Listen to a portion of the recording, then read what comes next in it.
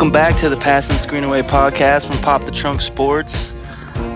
We have everybody back for today's podcast, and we have one newbie in the house, our cousin Kyle Harris. How are you doing, Kyle? Good to be here. Thanks for having me. We got Rocky out in Pocatello. How's it going? We got TK in the TikTok Media Production Studio. What's up, guys? And Rory P in the house, too. Hey, everybody. Good to be back after the holiday. It's been a little over a month since our last episode, and a lot has changed in the NBA landscape. We have tons of trades, tons of things to get into. We'll start off with Boston selling house over there, trading Rondo to Dallas. Dallas is 7-2. TK, what kind of things have you seen in Dallas with Rondo over there? Can they contend and be a legit contender in the West? Yeah, I definitely think they can. They're still trying to fill themselves out, trying to establish a rotation.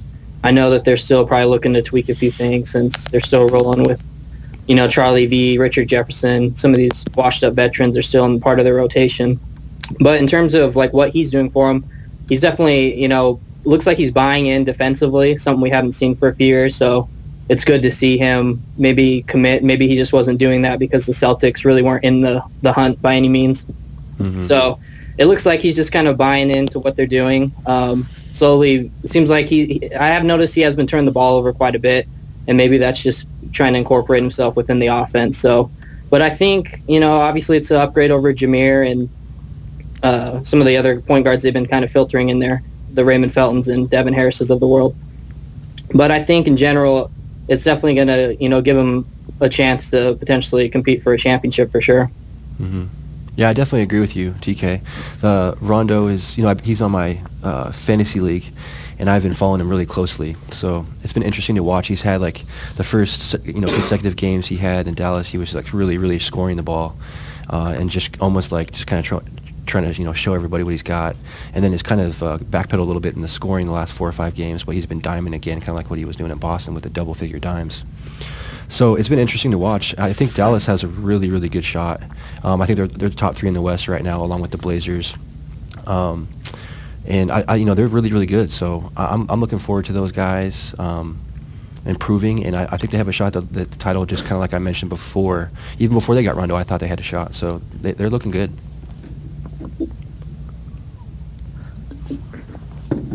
I'll jump in. I like it. I think obviously Dallas, even before the Rondo trade, had a lot of pieces and were playing really well, and were a threat to contend to get out of the West to begin with.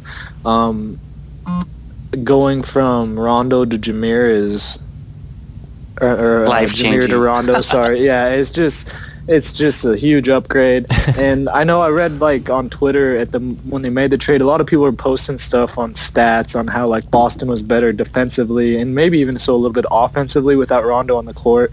But it's just really naive to think that he cared. Mm-hmm. He kind of hit on it. It's just when he's an enigma. It's kind of reminds me a little bit of Dennis Rodman in the sense it's he went back to Boston the other day, and all of a sudden Rondo could shoot. You know what I mean? It's I'm never going to say he's a great shooter, but if he's focused and locked in, he's so good. Mm-hmm. And in Boston, I just think he'd checked out the last, really since the big three fell apart, he's just checked out. So I think they're getting a player that's rejuvenated, and they already had a lot of key pieces in place, and Rondo's just going to help that. One thing that kind of surprised me with Dallas, too, is I thought it would affect Monte's numbers the most just because he likes to have the ball in his hand. He was kind of a primary guy bringing it up with Jameer there, and he's still averaging 20 a night, slashing, doing his thing. And so it's good to see Monte still, play well with a guy like Rondo there.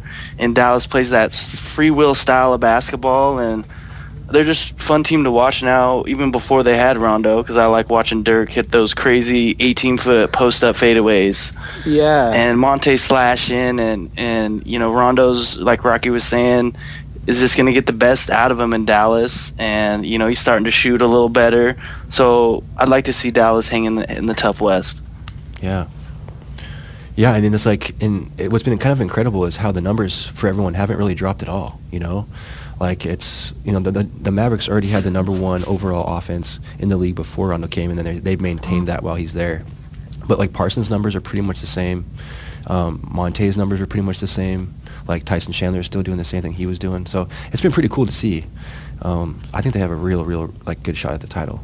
With Oklahoma City so far back, and then San Antonio a little bit back, but they'll be fine. But just some of the the mainstays that you would expect to be in the top three aren't there right now. So I think the Mavs can really maintain a top 3 spot and have a really good shot at getting home court for a long time. And on the other side of this deal, is Boston just in full-on tank mode, Rory? Yeah. Yeah, I mean, Boston, it sounds like they're trading Brandon Wright today, too. I'm sure you guys have heard. Which I'm really happy for Brandon Wright, because he's playing really good ball this year, and he deserves to go play somewhere. And Boston's, front court was just so overcrowded already without him there. So it was interesting to see them flip that piece so quick, too. But Boston is just, they're on the right track as far as rebuilding mode, especially if they get rid of Jeff Green, too. So, I mean, they're going to be, like, talking about completely wiping their roster, except for, like, Sullinger and Olynyk and those kind of guys, and Avery Bradley. Like, those are kind of their core still. I think it's Marcus Smart. But, man, those guys are just, like, they're going to be bad for quite a couple of years, I think. They're going to take some time to get a couple more draft picks that are going to raise their team up. Like, I don't think they have a shot for the next few years, kind of like the Lakers. I'm TK and CH are really familiar on what I think of the situation. I'm on the other end of the spectrum as far as them being in a good spot or them rebuilding. I don't think they know what the hell they're doing. Just from an outsider looking in, it's like they're going like 12 guys deep, and if you're gonna rebuild, play Marcus Smart. You're not gonna win.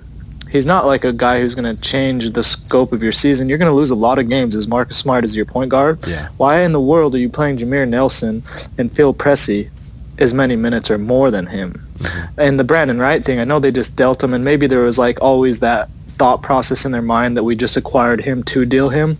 But he went from a situation in Dallas, a top 3 team in the West, like we talked about, to he's not able to get off the bench for a Boston squad. Mm-hmm. And I don't know what they're doing. And even like the Sullinger and Olynyk's on the bench still. Yeah, I know. They're playing Zeller.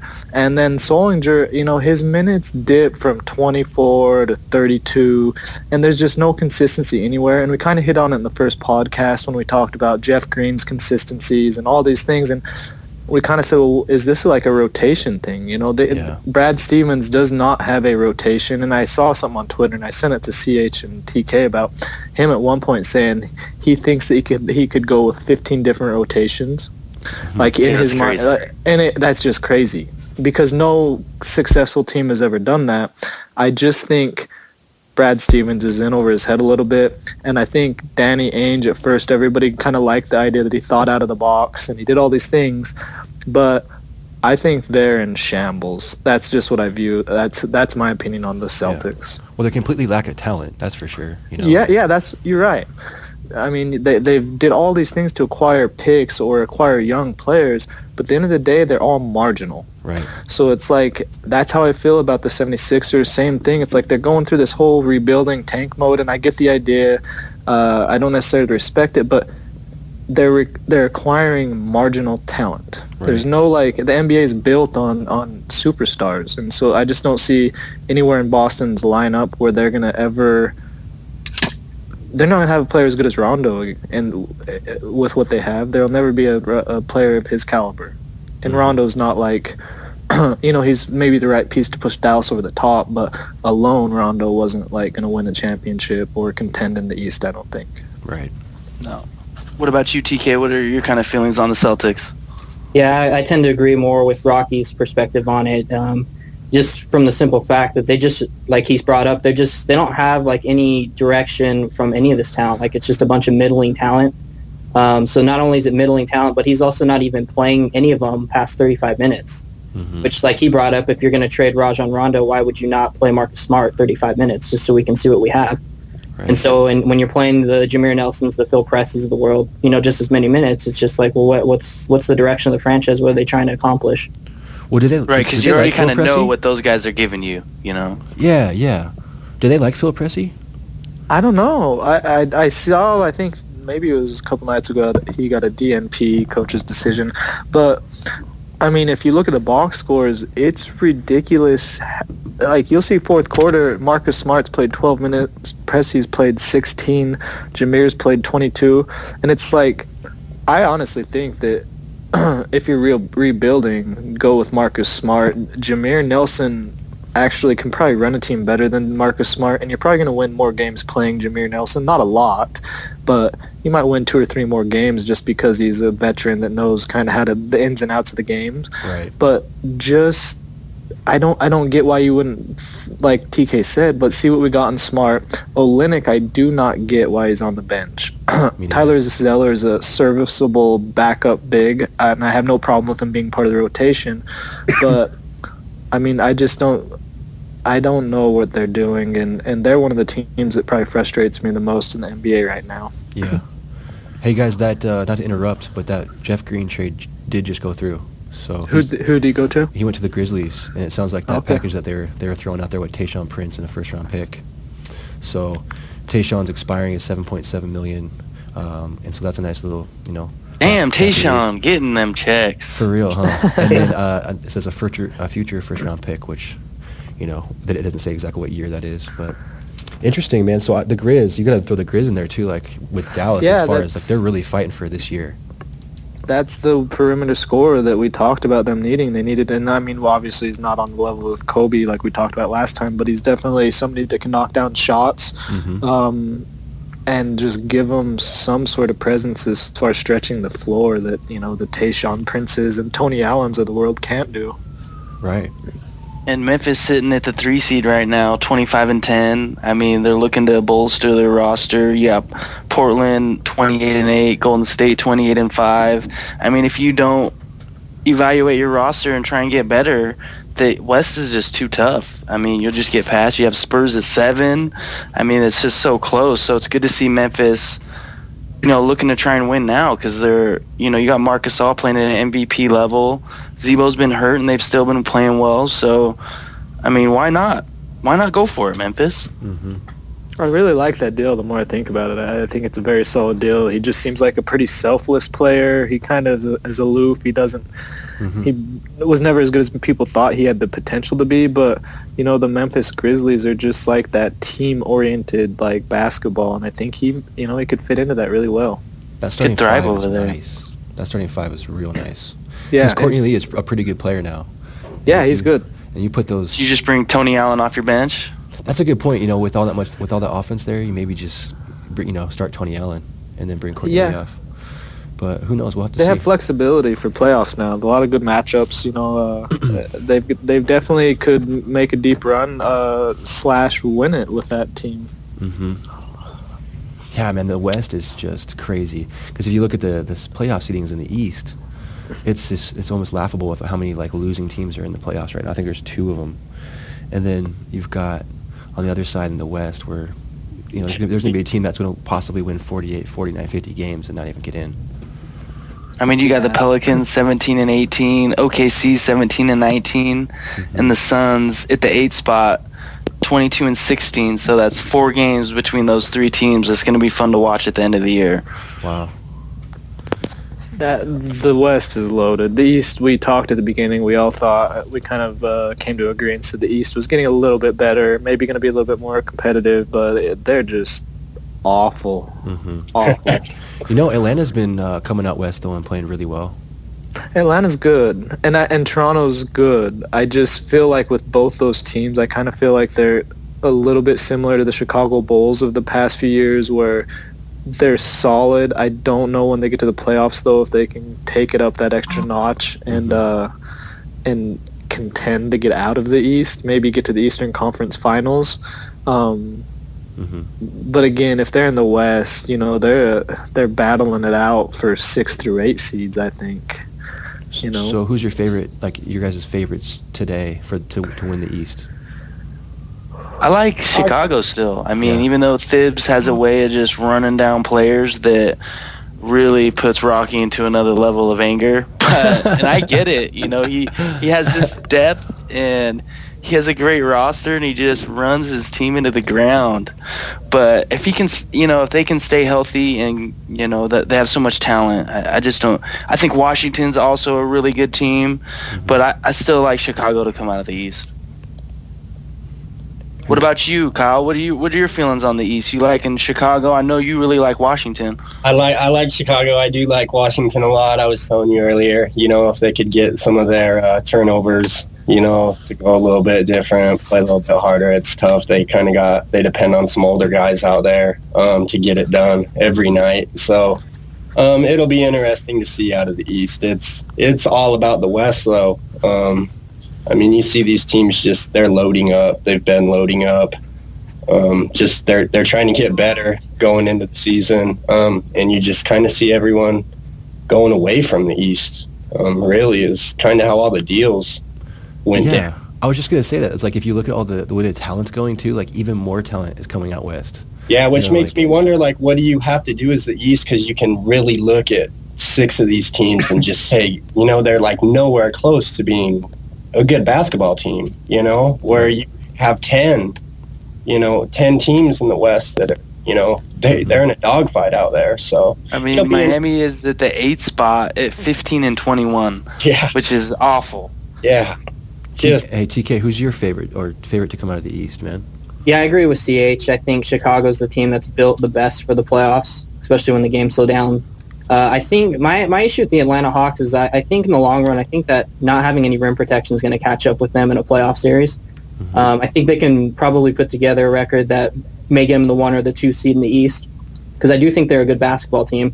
But I think trying to get through the playoffs, I think just not having any rim protection at some point is going to catch up to them. So I definitely, as of today, would take the Chicago Bulls. So do you see Atlanta trying to make another move to try and bolster that roster and make a run for it, or are they going to be kind of happy where they are? I think they're going to make an attempt to. There's really not a strong market for any backup centers that would need to do what they're looking to do. Like say Brandon Wright was a guy that was potentially out there, but he's no longer on the market. So there's really just not a lot of guys that really fit the build of what they're needing. So I think they're going to try and explore and see if they can come up with something, but I think the market's a little dry for what they're looking for. And what about you, definitely. I'd like to see them maybe gamble on a guy who's probably at the strip club right now. And he's talking about not wanting to play any basketball, which puzzles me. Is Larry Sanders out in Milwaukee? Not quite sure what the hell he's thinking. Man. He's going through his thing right now, man. Yeah. Some people just don't get it, CH. They don't, and Larry's one of those guys who he can protect the rim. That's the one thing he does, and I'd like to see him, get his shit together because he's a young player. He's got talent, but you hear stuff like that, that's just scary. And he just got paid a year or so ago. Yeah, he got paid fat. 4-year, 40, something along those lines. So it was funny. The way they reported it was really funny. It was like, oh yeah, Larry Sanders says he's going to retire, and then like 2 hours later he's like, no, he's just sick. He's just sick. Like, he's not at practice today. I think he's just hungover constantly. Yeah. I think there's a difference. It's like, oh, okay, sure. That's a really good cover-up. It was just funny. Because I'm sure internally they're freaking out. A little bit of what Detroit's done. They've waived Josh Smith, the guy who they paid, and Dumars paid, and he was getting a lot of money, and you rarely see teams waive players that get paid quite like that and have that many years left. And they decided that they're better off without him, and they are. They've been 7-0. I think they're getting crushed right now by Atlanta, but they have been better without him. And Houston took a flyer on them. Do you guys see that bolstering Houston and helping Detroit in the long run? I'll jump in. It's obviously helped Detroit. They went on a big winning streak. And I think long run it's great. It gives Drummond a chance to really develop. Stan Van Gundy had no plans for Josh Smith at all, and he has a system where he plays with, like he did with the Howard. He's got one guy in and 4 guys around the perimeter. If you look at the box scores, he's playing Anthony Tolliver a lot. Not a great player, but a stretch 4, and he can kind of start just building the team how he sees fit, and kind of probably try to replicate a little bit what he did in Orlando. For Houston, I don't like it. He's a talented guy. We kind of hit on Larry Sanders, and some guys just don't get it. Josh Smith, he just doesn't get it. He won't reform. Him and J.R. Smith, both games I watched them, it took them literally 20 seconds within their first time on the court with their new team to take a shitty shot. Mm-hmm. You know what I mean? They're just like, they just got no conscience when they play. And Smith, he's already had a starting lineup, right? Yeah, I mean, it didn't take them long. And if you look at his shot chart, I mean, he's possibly the worst shooter in the NBA outside of like your centers that are just there to protect the rim. Mm-hmm. But, you know, it's not beyond him to get up 17 shots in the first game with his new team. Mm-hmm. So from a chemistry point, they had great pieces in place. The team was playing well. I just don't know why you take that chance. Yeah. The thing with... go ahead, CH. Go ahead. And you know, Cleveland, you know, they got Shumpert, you get J.R. Smith, you get Mozgov. Are they that much better? I mean, TK, do you see Cleveland being able to make a charge in the East now? It's possible. I mean, I think a lot of it, too, is it just seems like no one's buying into the coach. And I think, obviously, that's a hurdle that needs to be overcome almost before the players themselves as far as what they're doing on the court. But I just don't know if we've really seen LeBron James like mentally check in this year for some reason. It just seems like maybe it just has to do with his relationship with Blatt. It doesn't seem like he's completely committing to his philosophies just yet. So I think they've got additional issues besides the personnel itself. But the pieces themselves, I mean, it's a marginal upgrade. I mean, it's Mozgov helps. Was he worth 2 first-rounders? Absolutely not. So I guess in the theory of the roster improvement, I guess it's improved, but I don't know if it's quite enough to get them in that top 3 hunt in the Eastern Conference still. Mm-hmm. And they're sitting at the 5 right now, 19-17. LeBron's still out for a few more games. And, you know, Cleveland, you watch them play and all that talent, and they're just not fun to watch. They're a team that you watch play for 5 minutes, and then I don't want to watch the game anymore. And some of that's because their announcers are terrible, but you watch them play, and they just have no energy. I just don't know what's going on over there, and I think, you know, TK kind of hit it. You know, they just haven't quite bought in yet. And when you're a leader and then one of the best players in the league hasn't bought in, no one else is either. Mm-hmm. While we're on this subject real quick, what's everybody's thoughts on Kevin Love? You know, I just feel like, man, Love, it's kind of the same thing like you guys talking about checking in. But, like, he doesn't look like the same player last year as far as his just confidence demeanor, like the way he's just imposing his will on certain people. Because he's definitely putting up numbers. The numbers are still pretty good, like 19 and 11, I think. But as far as him just being Kevin Love, like, you're so good, man, just be you. You know, and I just feel like, and, you know, I've seen LeBron just, like, give him these cold looks constantly. Like, it doesn't seem like they're really getting along. And I think it's due to Kevin Love's inability to defend the rim. But, you know, you didn't bring Kevin Love in to block shots. You brought Kevin Love in to spread the floor and be the most dynamic outside shooting power forward besides Dirk in the league. You know, so I've been interested to see, though. But, you know, I think he's just got to get it going, too. Like, you know, it's a big adjustment going from Minnesota where everything is all you every game and then switching over and playing with the greatest player in the league and then a ball-dominant point guard. You know, so it's been an adjustment. But, you know, I think he's been done okay at it. But I don't know if anyone expected him to dip this low in his scoring. So, and I think Kevin's kind of a guy who kind of likes to get his stats too a little bit. If he's kind of not, you know, being involved, he maybe you're missing out on a couple of the rebounds. You're not running the floor the same. Mm-hmm. You know, he's taking more threes. So I mean, it's tough to say. I think Kevin could have lost some money. I mean, I'm sure someone's going to pay him, and I'm sure Cleveland's going to want to re-sign him, but it'll be interesting to see what this offseason what happens over in Cleveland. What do you think, Tyler? Yeah, I think Rocky and me have talked about exclusively frequently how I think we have overrated Kevin Love as a player. I will say this, though. I feel that David Blatt hasn't done a good job of, like, incorporating him in the offense. Like, I watched that 76er game, which I don't remember if it was their last game or the game before that, where Kyrie and LeBron were both out. And the quarter, he didn't even get any touches. And it's like, I feel like maybe just for some reason, Blatt just is not choosing to incorporate him. But I think until he does, it's one of those spots where I don't think Kevin Love is really ever going to commit in terms of giving a max effort. Mm-hmm. So while I do think we did overrate him, I would say I don't feel we're getting the actual Kevin Love. Like we're not like kind of like what Rory was saying. We're not getting the player that they traded for to an extent. Like we're just mentally, he's just not even trying. It seems like. But if you remember about Bosch though too, like Bosch took a little bit to get going too. You know, if you look at how Bosch was putting up this crazy video game numbers like Love was too when he was in Toronto, and then his adjustment, and he had the hardest adjustment because D-Wade was still doing his thing, but it took Bosch half the season to figure it out too before he was putting up his typical 16-8 or whatever, 15-7, whatever it was. But it just takes time, and like LeBron, you watch him play, man, he has the ball in his hands like 70% of the time, and then the other 29% is Kyrie, and Kevin Love is kind of the outlet for when those guys don't really have it going. Well, I get what you're saying too, and I think the difference is that Love's in a contract year versus Bosch had already signed up for 3 or 4 years, so that's you true. don't necessarily have to worry about Kevin walking, and whether they necessarily are 100% buying into wanting to sign an extension. They're basically all in on him. I mean, they gave up Wiggins, they gave up Bennett, they gave up first-round pick. They've invested a ton into this guy, and if it gets to the point where he just walks, they just left so much onto the table for what they gave up for him. It would be disastrous if he left. My deal with Love is I just don't.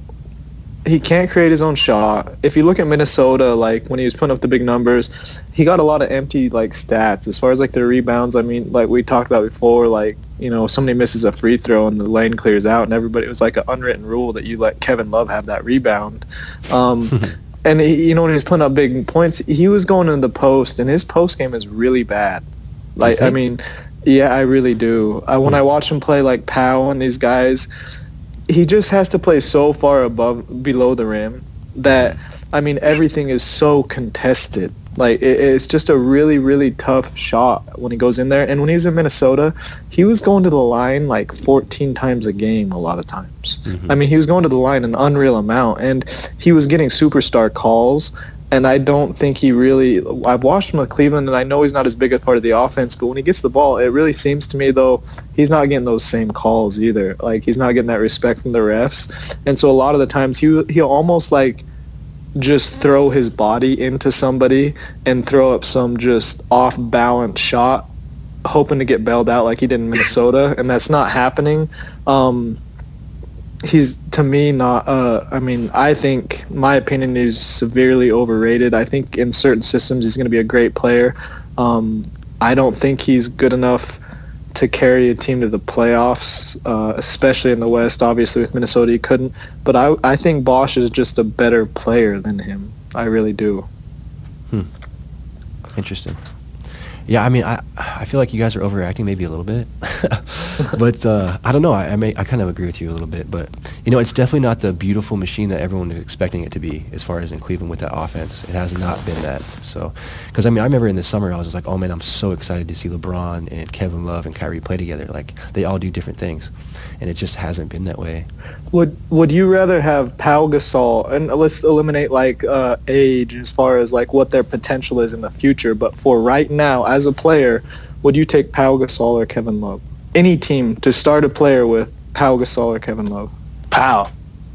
To me too. I mean, it's to me it's just a no-brainer. Especially a Pau at Cleveland would just make that team filthy, especially with his knowledge right now. Yeah. I'd really like to see a Gasol go to Cleveland. Let's get that trade going. I just don't see, when I watch Kevin Love play, and I'm not gonna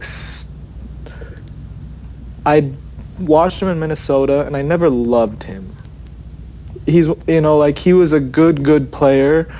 I didn't think he would take this big a dip, but I just didn't think he was a superstar player.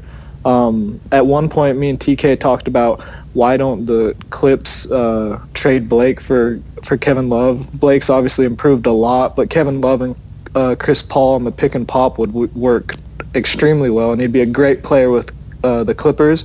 I just feel like Kevin Love is more of a really good player that needs a system that also fits him, whereas you have a lot of power forwards in the league that it doesn't matter the system, you just build your team around that player. And I don't think Kevin Love's to the point where you just say, okay, we're going to build our team around what Kevin Love does. Mm-hmm. That's a good point. I would love to see the Chris Paul, Kevin Love pick and roll, DeAndre Jordan down low, They got tons of shooters, man. And I know a lot of people are like, to Kevin Love's defense, is a lot of people are really banging on him, saying, well, Klay Thompson, look at the jump he made. And me and Chris talked about this too. When they said Kevin Love for Klay Thompson last year, and that what was hanging him up was Klay Thompson, I was like, dude, why are you not trading Kevin Love or trading for Kevin Love? Klay Thompson hasn't proven anything. Klay Thompson's made a big leap, but I truly feel like if Kevin Love played for the Golden State Warriors right now, that system fits him perfectly. And so he's a good player. The system would work, and Kevin Love would be putting up fantastic numbers there. Mm-hmm.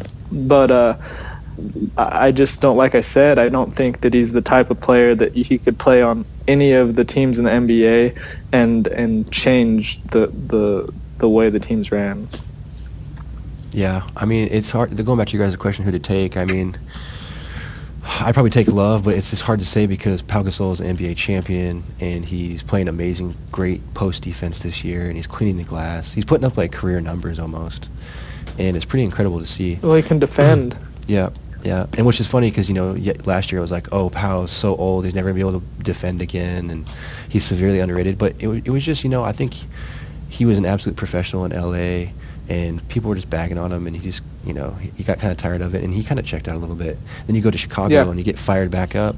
You're on a playoff team with a really, really it seems like a good group of guys who get along and play hella hard over in Chicago. And he's fit right in, and he's like their number one post player out of an amazing front court, probably the best front court in the NBA. For sure. So it's been pretty crazy to see Pau Gasol transform. And it's just kind of funny how, like, just 6 months can change everything. Like 6 months ago, you'd be like you said, like, the Klay Thompson trade, and now, like, Golden State looks like geniuses for keeping Klay Thompson because he also fits their system amazingly. I guess, playing with Steph Curry makes it pretty easy, right? So. Yeah, I mean, one thing, too, I talked to CH and TK about, the Minnesota Timberwolves were offered Jimmy Butler, Taj Gibson, and the rights to Mirotic for Kevin Love. Oh, my God. Wow. Yeah, and I think of what, I mean, I'm not going to knock anything that T-Wolves are doing because they've got a lot of young talent, and Wiggins is really turning the corner. But, I mean, that's the level that people thought of Kevin Love at. Mm-hmm. And so let's say that trade goes through, and, the Bulls had just got gutted, and their front line is Kevin Love, Joakim Noah, and they'd lost Jimmy Butler and stuff. They're just, I mean, it's a total game changer. I think a lot of people really dodged a bullet on not mortgaging the future on Kevin Love.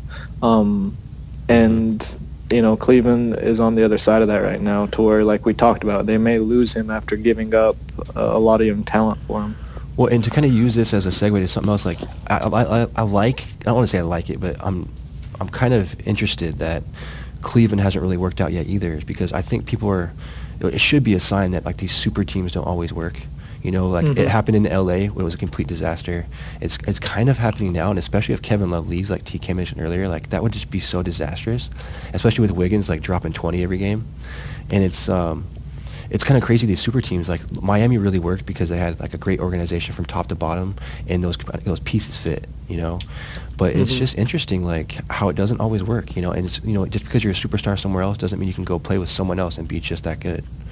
Well, I think you hit on it too, as far as Dwayne Wade. I mean, he was really doing his thing at that point, and so Dwayne Wade and LeBron arguably could have been two of the top 5 players in the league. Mm-hmm. I love Kyrie, but he's not a top 5 player in the league. No. And, the hidden thing in all this is him and Kevin Love, it's just been notorious for years. They can't defend, or they won't defend, or I think in Kyrie's case, some of it's like lack of effort. Kevin Love just can't defend the rim like a big you would want. And so when Dwayne Wade and LeBron were in their prime, they could defend. Chris Bosh is an underrated defender. Their team was really built around defense and being able to get out and just harass people, whereas the Cavs, they can't do that. I mean, they're going to have to outscore people, but the defensively, they're just awful. Yeah. And, they're just they're just not getting Love involved. You're not no LeBron. I mean, it's just they're in trouble over there. I feel bad for Blatt, man. He had no idea what he was getting himself into. I mean, he's going to last this year, but, I mean, if it comes down to LeBron or Blatt, we all know that answer. I don't know if he's going to last this year, man. He just has that body posture to him. Like, he could just leave and be happy. Who would be a coach that could help Cleveland? I don't know. We've talked about this. I mean, I would pay top dollar if I was the owner of an NBA team for a coach. After just seeing all the bad coaching in the leagues and all the decisions that have been made, it's like, if you get a chance for a good coach, you pay top dollar. It's just unbelievable what a good coach can do for a franchise. My thing with it, too, though, is just, like, stick with them. Like, legitimate, good organizations have continuity, and they stick with their guys. Like, okay, you might struggle for a few games. Okay, like, Stan Van Gundy has a terrible record to start out Detroit, but now he's won 7 games in a row, and everyone's like, oh, Stan Van's amazing. It's just, like, stick with your guy. And, like, Blatt's had success. He's a veteran coach. Stick with him. Let him figure it out. I get what you're saying. Rather than to call the shots, though. Like, you know what I mean? Like, he's also a GM, so for him to cut Josh Smith, that was, like, his call. Definitely. And, man, I love the fact that he did it. It's just, like, it's crazy, but it's, like, so much. You see these NBA players, and for just an average Joe like us, you see the opportunity they have, and you're just like, man, why you got to give a shit about something. You're getting paid millions of dollars, and to see a general manager / coach take a stance and say, you know what, you don't care, I don't care, we'll pay you for the next 4 years, just go away. Yeah. I mean, that to me is like, the working man is just like, that is awesome. Yeah, for sure. Yeah, the thing I actually wanted to touch on Josh Smith earlier, guys, is, I've seen what Josh Smith can do. I mean, he's a really, really dynamic player. He's one of the best passers for his size in the NBA because he's got this, he's tall, he's got really good vision. His, shot selection is terrible, but aside from that, he's a very dynamic player. And I've just never seen his confidence this low. And I think once he, can get some confidence back, especially, like, he'll play better. And you can just see every move he makes, he's thinking about how people are backing on his shot chart and his shot making and all that. He just needs to go back to playing basketball and putting his head down. And, he's had a year where he shot 50% and, like, didn't take threes and didn't take J's, which is right. I just don't get why he won't go back to that. And I think it's just like a mind thing for him right now. I'm watching him play, and he, like, he looks like a shell of himself, and he still has it athletically, so it's not that. My problem against the thought process is just, again, kind of where he went. The Houston Rockets, he's an athlete, he passes the ball, he does this well, but they're built on a system that James Harden's going to have the ball in his hands, he's going to try to get to the hole, that's what he does. They want layups and threes, that's their motto, layups and threes. So if Dwight Howard is on the floor, and he's going to be on the floor, that's what they've built around, he's going to be the one in. There's going to be 4 guys and out guys. Josh Smith's role in this team is to shoot threes. Mm-hmm. That's just any 4 they really play with or 3, their role is to be able to knock down shots off of Harden's penetration. And that's just not Josh Smith's game. No, that's a really bad spot. To be fair to him, it's just like, if you want him to be out there shooting corner threes, it's like, why did you pick him up? Mm-hmm. What do you think, TK? I mean, do you watch a lot of Houston games? I've got some for sure. I guess maybe I'm in the middle of you guys. I'm okay with it. I don't love it. I don't hate it. I think they got nothing to lose adding him. So from that standpoint, if he doesn't work out like they've already done, they've already moved him to the bench.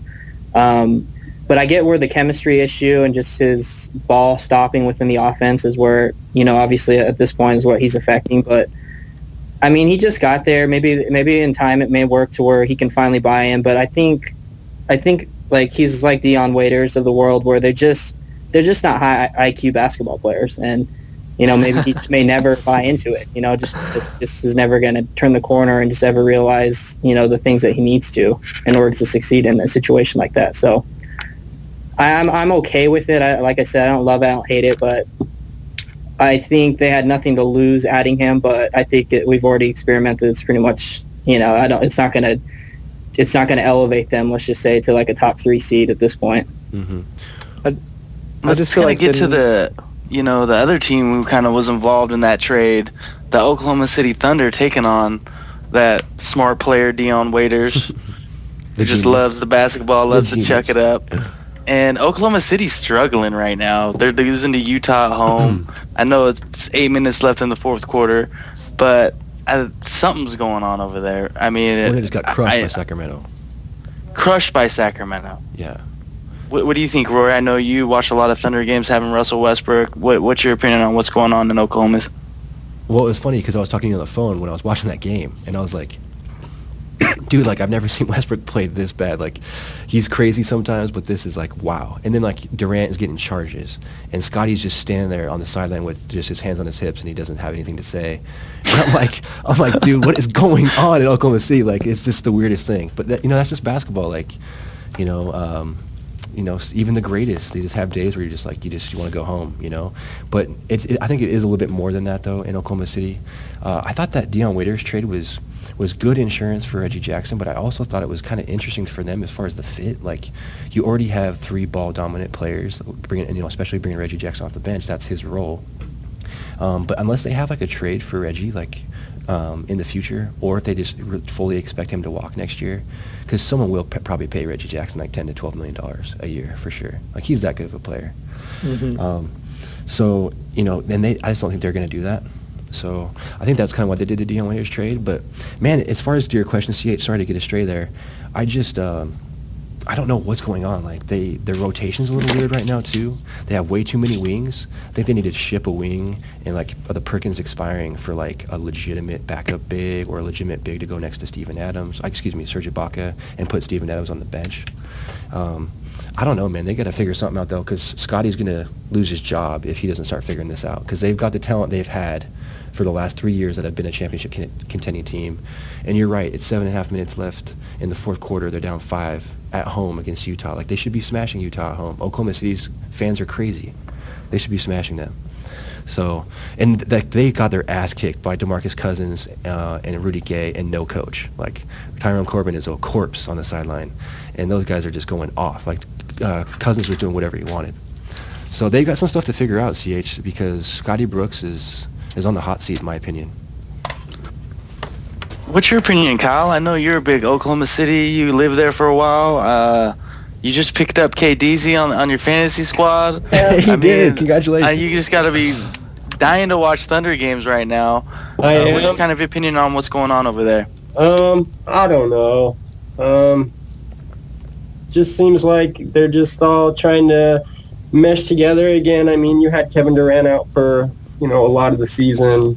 Westbrook was there with him for a while. I think it's kind of hard to know who you really are, as good as the West is this year, when you just haven't been playing together a lot. So I don't know if I put it all on the coach as much as I just think they need to kind of find their rhythm and some rotation a little bit there, and get everybody healthy is going to be the biggest thing for them, I think. But Scotty, the thing with Scotty, though, is I feel like even like when they're playing amazing, like he's not maximizing what they have there. Because in my opinion, I would give like Westbrook or Durant the ball at the top of the key and run some more motion and fly the ball back and forth a little bit and rotate the ball and get some screens and get those guys off screens and then spot up Morrow in the corner. Like, I would be playing Morrow 35 minutes a night with those guys. So wait, real quick. So are you saying like Russ will play off the ball a little bit? I'm just saying, let's get some motion. Like, so if you watch him play now, you got like it's Russell. all ISO. It's 100% ISO, and I get that. You have 2 of the most amazing top 5 players who can score at will. I get that, but like, why don't you do that same ISO situation after you've shifted the ball twice? Because if Russell catches it in motion and the defender's off balance, like, it's over. It's over when they're on balance. So I just think they just need a little more shifting. And then, like, as far as getting shooters on the floor with those guys, because sometimes you look at it, you got Roberson and then Reggie Jackson, who's not necessarily a catch and shoot player, and then Serge Ibaka is stepping out and trying to fill that role for him because no one else can. So it's just like, oh man, like. I think you made a good spot. I mean, Brooks is just, man, he's too much talent. It's like you said. It's like he's got no saying things. It's almost like kind of like you talked about Tyrone Corbin. Like, he's just gonna sit there and let it happen. He's not a offensive mastermind by any means. It's easy to pick on Russ in this situation, but I just feel like if I were to start a team, I think he's one of the top 5 to 7 players in the NBA to start a team around. Mm-hmm. To have him and Kevin Durant in the same team, it's just one of them's got to sacrifice so much as a player that it's one of those like ultimate things, kind of like you hit on with the super teams not working. The Thunder have really almost become a super team with the players they've had. Ibaka hasn't maybe filled that third man role like you'd want, but the money they could save on a player like Reggie Jackson running the point maybe, and then invest that in, the next $10 million into another quality player. You have to start, I think at this point, if it doesn't work out, you have to really start exploring your options, I think. I just don't think it's been how many years, and the KD Russ thing in the West, you have a distinct advantage with Russ at the point guard and Steph. I think those are the 2 point guards right now in the NBA where you can go into a playoff series and be like, all right, we got the upper hand. And people will argue CP3, I understand that. But Steph and Russ are just so dynamic that they offer something else. And at some point in a series, there's this underlying tension when I watch KD and Russ play. I know they say all the right things, but I don't know if you guys feel that way at all either when you're watching them, that they just don't mesh in heated moments. And you're talking about the Western Conference. You're going to have in 3 series to win the finals. Think of how many games you have to play against quality opponents where everything's got to be clicking right. And unless they can prove that this year, I just really wonder if you don't see the OKC thing blown up a little bit. Well, wouldn't that be like the ultimate travesty in NBA history to like what could have been with James Harden there? And the salary cap rising, and you could have kept all 4 of those guys, and like. I mean, can Sam Presti survive all that? That's a lot to survive. He shouldn't. I mean, he was thought of as a genius at one point, but I mean, like Rory said, what he's done, it's like he's almost robbed the NBA, a true NBA fan, of a lot of great years, and it just. Because I mean, like James Harden, what he's doing, he's an MVP candidate. Oh yeah, and I don't hate on Russ. Like I love him as a player, and I think if Russ went anywhere, he's putting up James Harden numbers every single night, and it's like, so. I mean, it's like, to me, Russ gets a lot of hate thrown his way just because, KD's the second best player in the world behind LeBron, and I just view it like Russ, he's trying to sacrifice, but he's too good a player to sacrifice. So it's like, find a home for him. You could get the world in a deal for Russ, and you have KD to still build around. It might be time to explore his options. When they're clicking, though, there's no funner team to watch in the NBA for me. Yeah, dude. The Thunder, man, Westbrook, and I don't ever want to see him break up, honestly. Unless Russell comes to LA. Come to LA, bro. I told CH I really, really could see him be a Laker in the future. I really could. God. That would be best case scenario. Oh my God, I was gonna say CH Christmas present. Oh my God. I mean, the Lakers don't deserve Russell Westbrook, some of the bullshit they've been doing. When's his contract up? 2 years. TK, that's your specialty right there. Yeah. Yeah, I think he is. He's got. He's a year after Durant, so that would be 2007. Oh, so he's 2 more then. Yeah. Okay. That's the other thing is Durant gonna bolt? No. You don't think so? I think there's like a 10% chance, maybe. 10. Wow. I think that Durant gets money off the court, so I would give it a higher than that. I watched, I don't know if you guys saw it, they had a, beginning of the NBA season, they had a documentary on him on HBO. Yeah, it was great. Yeah, it was fantastic. Yeah. And he's one of the guys who, I watched it and I truly felt like, man, I want that guy to win a championship. Totally. Like, he's the ultimate, like, humble guy, puts in a lot of work, and I think he wants to win a championship so bad that if he could put himself, think about John Wall, Bradley Beal, and Kevin Durant. Think about that. John Wall, I know, really he's a similar player to Russ. Russ is probably a little bit more dynamic offensively, but he wants to pass the ball. The guy's assist rate is at an unbelievable, clip. You put John Wall, Kevin Durant might get 36 a game. Seriously, he could with a point guard that was like pass first. Like, I'm going to get this guy involved. Right. See that happen, I'll hold on to him for a while. Yeah, you better keep him, Kyle. And then you go to the East on top of that. So you're like automatically with the Wizards locked into this Eastern Conference Finals. It's like I don't know. If he wants to win a championship that bad, he could really set himself up in a good way. Hometown kid going back. I mean, I don't know. It just... I could see the Thunder run its course, which is, again, like Rory hit on, I don't know why Brooks hasn't been shown the door prior to this. Because everyone likes him, dude. He's like the ultimate yes man. Seriously. Yeah, but, I mean... it just like you hear him talking about Westbrook. Everyone's like, Westbrook takes bad shots. He's like, he has a heart of gold. You know, like, he's just like backing his dudes up, man. How can you not like a dude who backs you up constantly? So yeah, and I get that because the NBA it works. We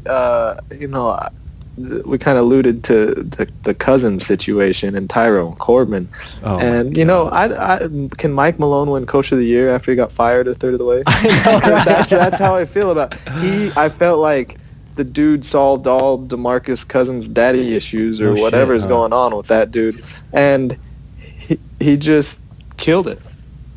I know, dude. That had to be a personal thing, and in my opinion, I talked to CH about this the other day. Like, there is no basketball reasons why you fired him. They were like 14-9 or 13-10 or something like that. Like, they were above 500. DeMarcus Cousins gets viral meningitis and he's out for like 3.5, 4 weeks. And then, of course, you lose games. But they were treading water still, without him even. You know, like they were. But they were like they're below 500. But like, but if you lose DeMarcus Cousins, you're not going to win as many games. Like, it's just a bottom line. And then like the owner comes out and says he fires him because of the win-loss record. But it was obviously a personal thing. Like, there's just no way. Because I was telling CH2, you go back, there's an article a year ago that came out, and it was just talking about how, like, when Vivek bought the team, and he was talking about, like, he promised Mike Malone before he even bought the team that he was going to hire him as his coach because he was his coach of the future, and he envisioned the way basketball should be played the same exact way, and they're like brothers, and it was until he disagreed with him, and then it's like, fuck you, I'm the owner. Mm-hmm. Right. That dude's weird. Yeah. Like, have you ever seen him in an interview? Mm-hmm. He's interesting, for sure. Yeah, you can see why he's successful, but yeah. That's the thing about you still watch a lot of Kings games? Good at NBA, like. TK, you still watch a lot of Sacramento games? I still do. I definitely still catch my share. Probably not as much as I did at the beginning of the year, just because they've starting to, fell out of it a little bit. But I'm with everyone else in terms of what Mike Malone brought to the table and being able to keep Cousins in check mentally. And I agree with everyone else that owner is just a weird guy. He's got his weird envisions, and he's trying to do everything outside the box and just different from what everyone else is doing. And clearly looks like, as of this moment, it looks like a disaster. Yeah, definitely Tyrone Corbin is definitely outside the box. That's for damn sure. I mean, he's outside the fucking planet. I mean, there's just no reason to even have him as interim, and it's like, I mean, like, I hit this even before, even the first podcast, how much I hated Tyrone Corbin. It's like, there's just no reason to have him out there. It just brings nothing. I mean, but, like TK had said earlier, though, he was working, he's a good defensive coach with Malone there. It worked as an assistant, so it's not like he doesn't know what he's talking about. It's just being a head coach is just completely different. The head coach's role is about reaching the players and getting them to change their games to the best way to get a team to function. The assistant coaches are all about the specialists and the skills and the X's and O's. And it's like that, like you said, Corbin gets the game, but like, he's not a people person. He doesn't know how to communicate it. Like, it didn't work. He's not a head coach. He just doesn't have that, like, presence about. I mean, watching DeMarcus Cousins play, I think it was the Celtics game on New Year's Day or New Year's Eve when he got kicked out, and I text CH like first quarter. I said, dude, done. I mean, he ain't gonna get to halftime. And there's a Vine on Twitter, and it shows, I think he's playing Minnesota the next game, and it shows him with his hands on his knees while the team's running their set, and for 24 seconds he doesn't move. He just stands at the free throw line with his hands on the knees. People are looking to get him the ball, and he won't even move. He's just giving the team the ultimate screw off. Like, I don't even want to be here right now.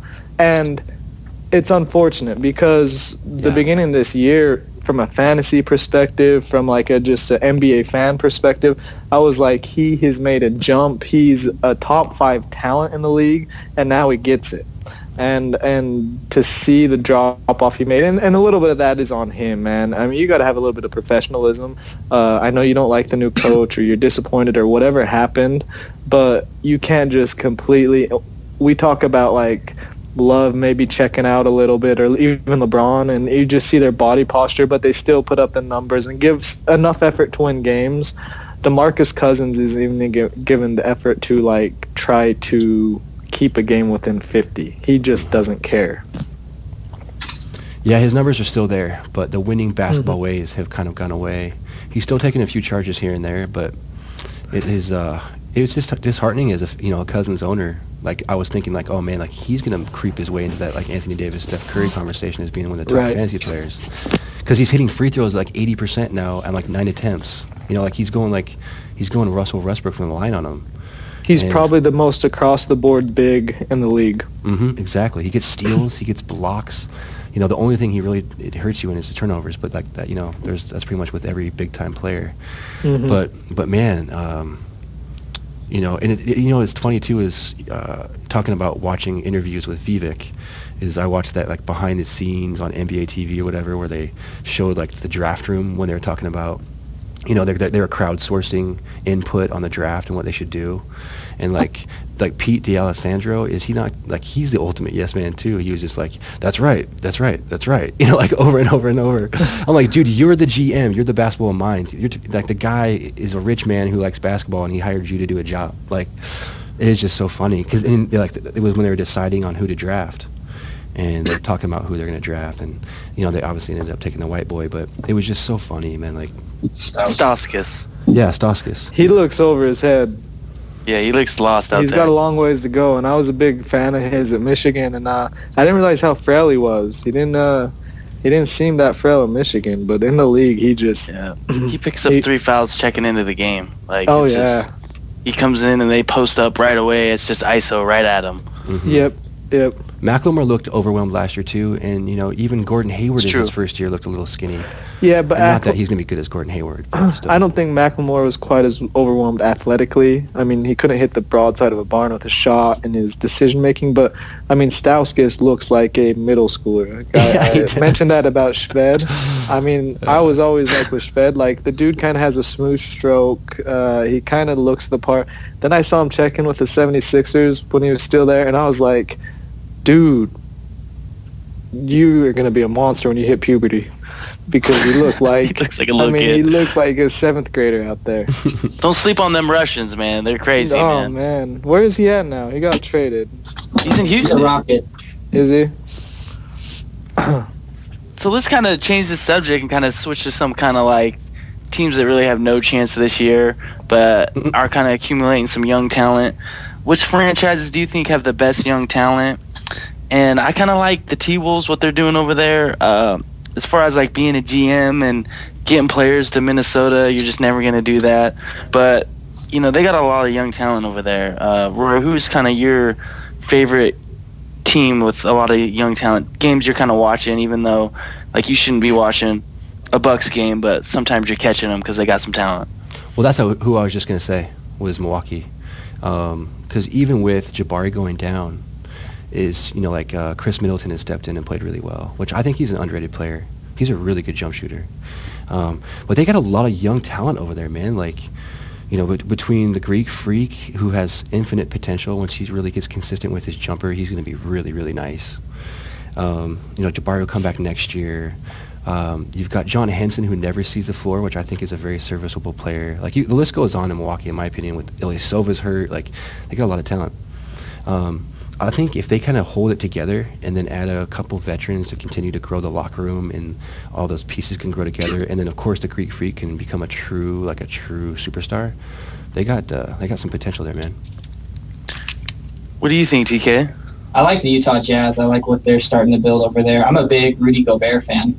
Yeah, he's nice. Oh, baller.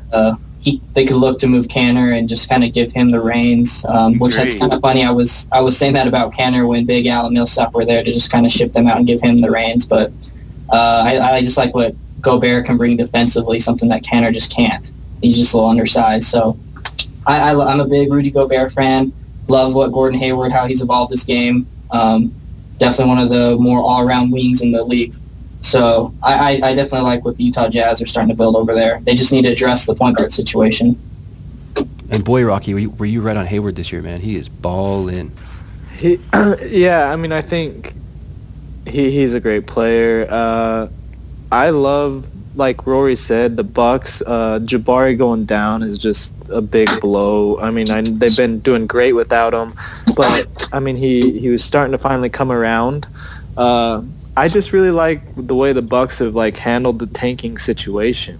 It was like a 1-year resolution for them, and now they're like, as a mid-market team, they're up against a lot of obstacles. But they're saying, you know what, we got our man in Jabari, we got Giannis, and let's go for this. Let's try to make the playoffs. Let's try to be better. It's not like a 10-year plan like the Sixers. So I love, like, just from an organizational standpoint, along with the talent they've accumulated, the direction they're headed. The Jazz the same way, mid-market team. They have a game plan. Both those teams, it feels like they have a game plan. I don't love the way Jason Kidd maybe handles his rotations as much, but they're winning some games, so it's hard to argue with it.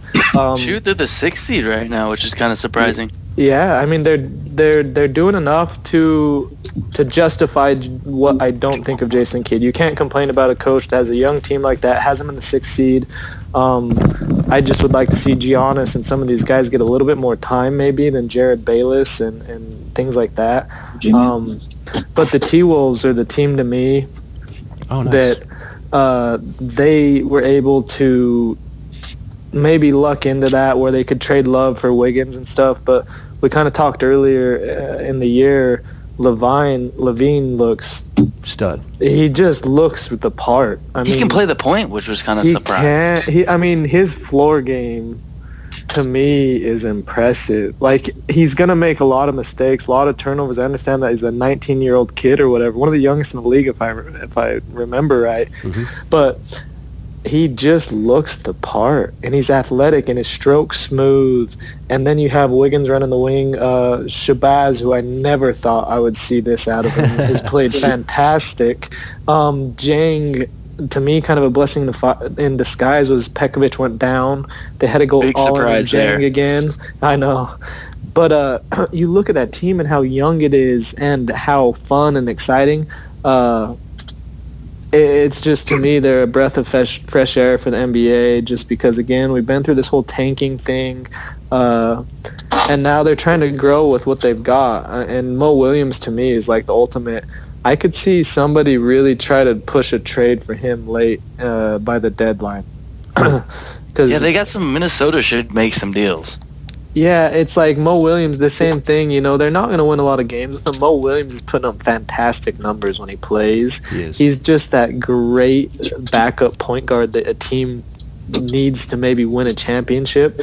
And so I could see, maybe by the trade deadline, somebody scoop Mo Williams, a contending team, and then them just give Levine the reins, and just that last month and a half of the season just be so fun to watch with Levine and Wiggins. Wiggins has matured this last. You're right, and you're right. They've got him, but Levine, I think, could play a little bit of shooting guard. The defensive side, he's going to struggle. He's really weak. He's frail. But as far as like his offensive game, I think he could play off the ball too.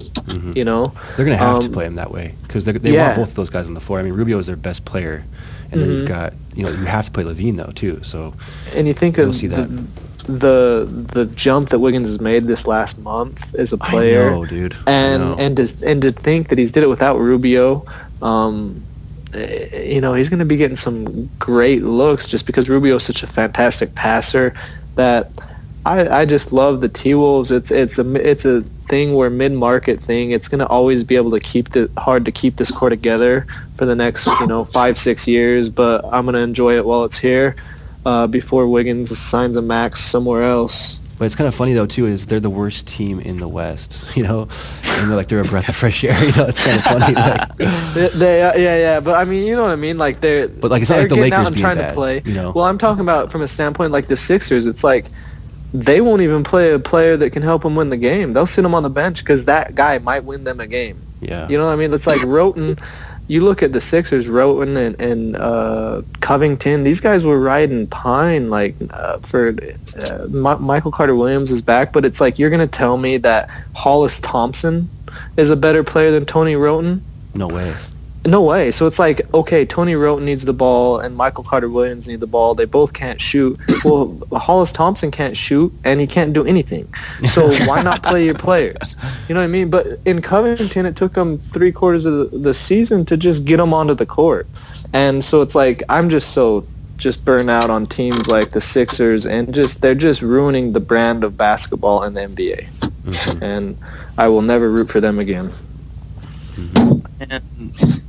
Well, that must be the only good top-tier teams this year, the Jazz, Milwaukee, and Minnesota. Everyone else isn't very fun to watch this year. Yeah. As far as young talent? Yeah. I mean, Orlando's kind of has some young talent. Yeah, I was going to say, they're up there too, man. Peyton's had some big lines this last month. He's had a couple big games. Oladipo's starting to come into his own. Vucevic is solid. Tobias is good. Tobias is really I mean, good. I don't know where they go from there, Tobias is getting paid somewhere else unless Orlando locks him. I mean, that his deal up? I don't know. It's got to be, I think, close to being up, and Orlando may very well lock him up, but he's getting paid somewhere. He's kind of like we talked about with Reggie Jackson. I mean, he's proven his worth. Mm-hmm. And he just looks smooth. He versatile, man. Tobias Harris is nice, dude. His game Hey, you know, nice. and the Bucks, I mean, we just talked them up, but they pretty much gave him away to rent J.J. Redick for 2 months. Yeah. Think about that. Yeah, dude. Yeah, I would be like that.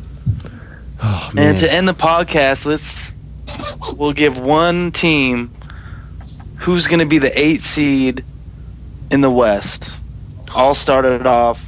I'm going to say OKC gets it. What do you think, Corey? I think OKC will grab the 7th seed, and I'll say Phoenix will grab the 8th seed. So who slips then? Because right now you have above Phoenix, Spurs, Clippers, and Houston. Well, let's take that back.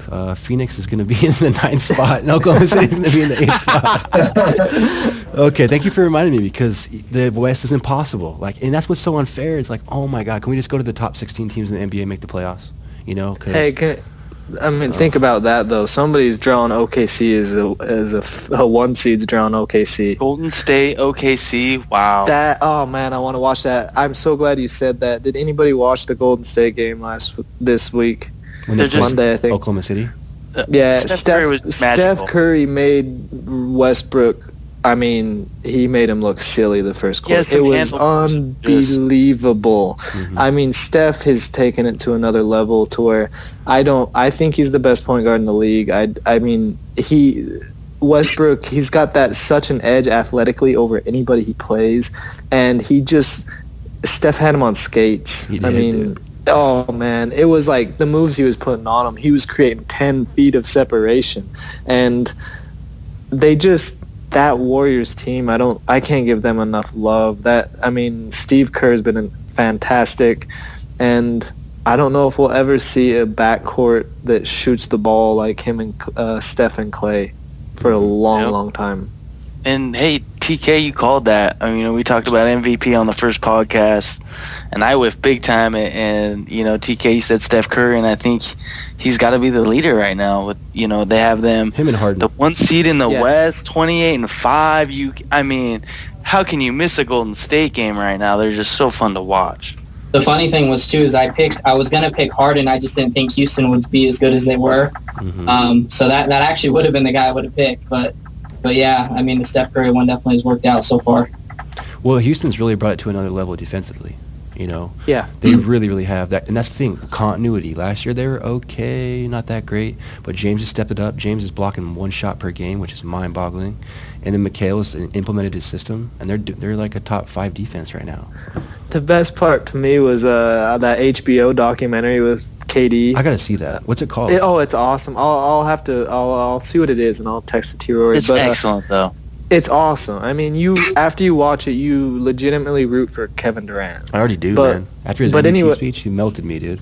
Oh, but anyways, they show the Team USA training camp, and I mean, they show KD playing one-on-one with Paul George and James Harden for literally 30 seconds. It's a real brief clip, but you see James Harden really getting after Durant in a one-on-one game and defending him. And you're like, dude, you're capable. You just don't try. And so, like you said, this year he's bought in. He's stepped his defensive game up. He's not an all first-team NBA defender or anything like that, but, I mean, his effort was pretty laughable this last few years, and he's athletic enough to do that part. And then you have Dwight Howard behind him defending the rim with Beverly at the point just harassing people. I think they could win an NBA championship with that squad. To answer the question, though, I'm gonna take Phoenix if they keep Goran Dragic, because I think that's going to be something that will kind of play itself out if they continue to stay in the mix here. But I like the little upgrade they made with Brandon Wright today. I think that him and Lynn can split the center minutes, and they're really not going to miss a beat versus when Lynn would come out, because he definitely gets in foul trouble very frequently. Plumlee just isn't enough. He just isn't really good at anything. He's just okay at a lot of things. Heart, man. Come on. Plum dog. So I'm gonna go against the grain. I'm gonna say Phoenix if they keep Dragic. So I guess that'll be we'll remain to see what happens. So you think OKC will be the 9th? Yeah, so I'm gonna say they just too many games missed by Westbrook and Durant. Is what I'm making this off of. It's going to be. What's the separation on them, TK, as far as games. how many? 4 games. 4 games. Okay, he's back 4 games. Yeah. And Phoenix is 22-16. And Phoenix just went on a run, dude. Phoenix OKC. just went on a run. Yeah. I'm with OKC all the way. But that's cool. I mean, 17-19. We're not even halfway through the season. I mean, we're all a little bit critical of the OKC. Maybe their potential to win an NBA championship, but just they're at a different level than 90% of the teams in the NBA. I don't know if they can win a championship with this squad, but I don't think they're gonna get it figured out. They're gonna make the playoffs. I really believe that. We all know where you're going, Harris. OKC all day there, right? OKC all day. Yeah. So who's in that back end against CH? You got Houston at the 5 spot. I think San Antonio's at the 7. Got Clippers at the 6, 24-12. You have the Spurs 21-15, missing Kawhi Leonard for a while, and you know they're gonna be in the mix. Not any of those threes are gonna drop out. I just don't completely see agree. it. And then you have ahead of Houston, you have Dallas and Memphis. They're not going anywhere. No, those guys are. Portland's playing great at the 2 spot. They're 28-8. Golden State 28-5. So you have the Pelicans actually ahead of Oklahoma, but with Monty Williams just being a shitty coach, I just don't see that. I see Portland dipping. It's just it's almost like an annual thing now. They come out so hot, and then they just they're still going to be 4 or 5 seed probably, but they're gonna drop. Somebody's going to pass them. As much as we just pumped up Golden State, I maybe see them taking a dip somewhere just because they're playing at such a high level. I don't know. I mean, it's unbelievable how well they're playing. Yeah. I think they take a little dip, but there's one playoff seed available. Define a dip. What do you mean by dip? Like2 maybe in a row they lose, maybe? No, they could slip out of the 1 seed. Portland, I could see slip as far as 5 or 6, just because it's not like the teams behind them are marginal teams. The teams behind them are exceptional teams. Memphis, and Dallas. Portland is a great team, but it's every year this happens. And have they, I don't know, have they really upgraded the team? I think so. I think they have, though. Yeah. I think, you have Leonard's Lopez got hurt, and Kaman stepped in, played well. They're actually getting burned from Freeland. Leonard's Robinson is an enigma. He doesn't like playing him. Blake gives you strong minutes. Lillard plays all game. You know what I mean? Wesley Matthews, balling. There's been a chemistry thing maybe, or a cohesion, or just playing another year together. But as far as bringing anybody in, I don't see. The West is just loaded, is what I'm getting at. Maybe Portland stays. Memphis and. And the other thing, it's kind of like an arms race as far as we talked about earlier. People are acquiring all the weapons they can get to hit the playoffs hard. So now, Memphis adds a perimeter scorer. What's the next move? It's just going to up the ante on somebody else in the West, top 6, 7 seeds to make a deal. I love it. I love the West. It's just so competitive. It's crazy. I hadn't really looked at the playoff standings because it's been so early, but to think that there's really one playoff seed open is insane. And it's OKC that's out of the mix right now. It's insane. It's insane. And then you look at the East, and it's just, we don't even need to talk about it. Yeah, I know, dude. Oh my God, Atlanta is the number 1 team. When the playoffs start, I want us all to draw draft picks and then we can each pick a team. We pick all the 16 teams, even the bottom end shitty East teams, and then we'll all throw something in the pot, and winner take all. I don't promote gambling, just for the record. Of course not. I mean, by something I meant, something donation. Some donuts. Yeah. Well, that's it for the Pass and Screen Away podcast today. Good to get back at it, and we'll see you next week.